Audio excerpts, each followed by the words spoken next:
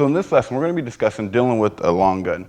Now, when we use the term long gun in self-defense, this could refer to quite a few variations of long guns, if you will. This could be a shotgun, this could be a hunting rifle of some sort, an AR-15, any type of long automatic weapon. But when we're presented with a weapon, we're going to deal with treating it like a gun. Even if it's a handgun, it's going to be the same principles, what we call RCAT, redirect, control, attack, takeaway. Now, hands are always going to be level of the weapon. That's just going to keep me safe, tactically getting ready. I'm playing the role of him because he hasn't shot me yet. I'm having a chance to survive here. Most likely he's just wanting to take me somewhere. He's wanting to take my property, something along those lines. So in this situation, if I decide like I need to make a defense, we're going to be redirecting and we're going to end up on the live side of him. So this is where we're redirecting. Now, when I say live side, that means I'm going to end up right here in front of him.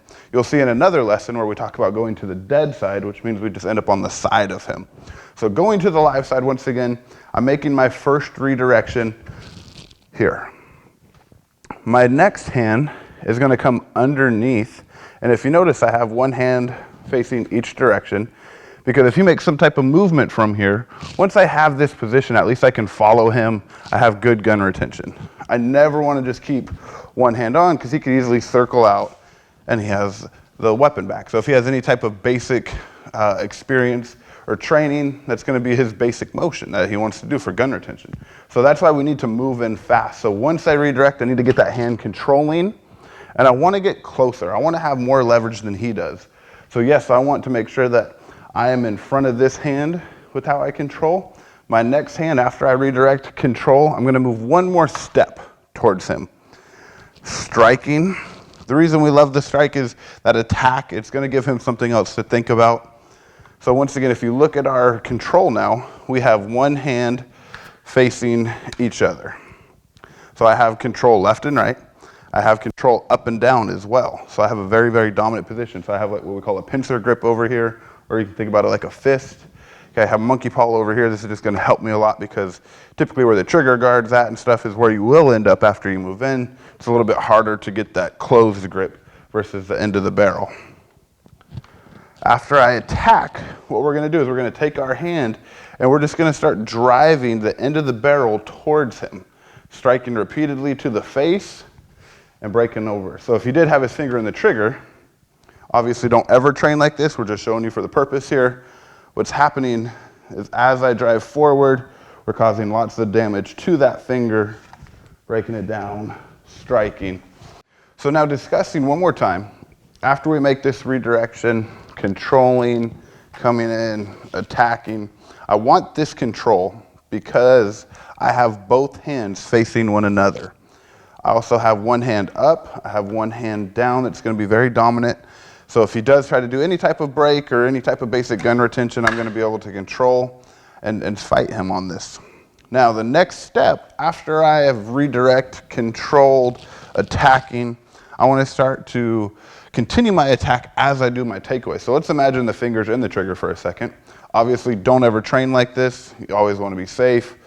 But as I'm breaking and attacking, I'm going to move my hand real quick. So as I'm punching forward, this is going over the finger and I'm coming down, causing a lot of pain to the finger.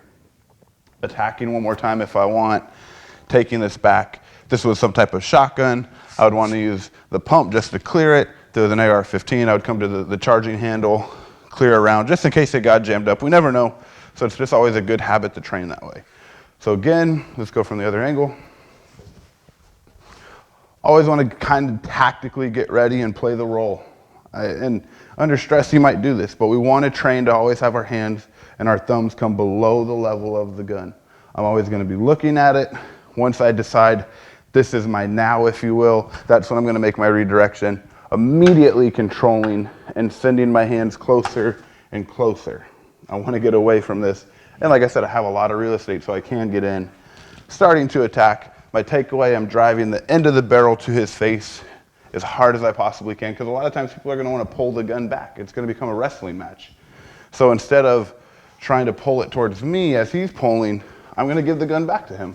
Striking, hitting if I want to at the end of the barrel. I'm not a Necessarily going to recommend that you guys come around with the stock. Just don't want to get back in the line of fire, so it's a lot better to hit with the end of the barrel if you want to. As you're disengaging, I don't have to. And then getting ready, I'm putting him back in my sights as I disengage, creating that space. So last time, we're making our redirection, coming underneath, controlling as we're getting closer, attacking, breaking by striking forward across the face, hitting if I want to. You can hit to different variations with the end of the barrel. Okay, then the sights are on him, and I'm out. So now let's discuss if the firearm is presented to the side of us, but more so in front of the arm, or potentially on top of our arm, or kind of even at a distance. At this point, we want to obviously, yes, look at the firearm, see what's going on, and start to play the role. Now, I'm not going to be turning, because I don't want to scare him or startle him by doing a sudden movement and him potentially shooting me. So my hands may come up just a little bit, hey, what do you need? But I'm still looking my peripherals at the firearm.